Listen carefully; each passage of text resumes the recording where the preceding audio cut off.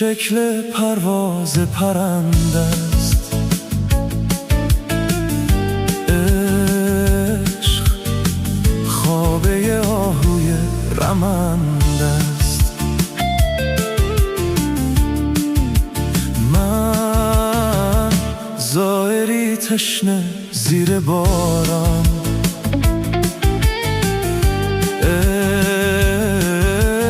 عشق چشم آبی اما کشنده است.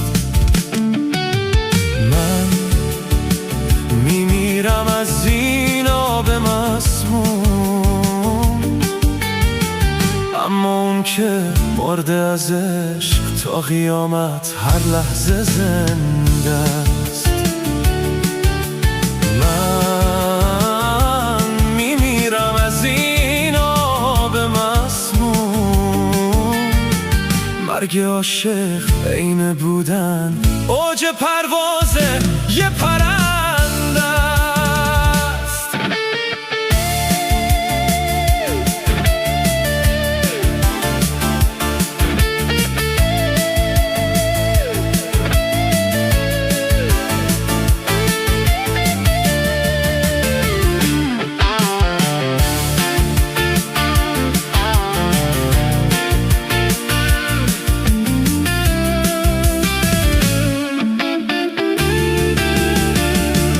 تو که معنای عشقی به من معنا بده یار،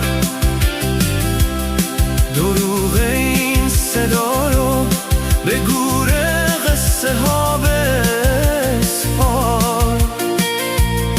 صدا کن اسممو از عمق شب، از نخل دیوار، برای زنده بودن دلیل آخرینم باش. من بذر فریاد، خاک خوب سرزمینم باش.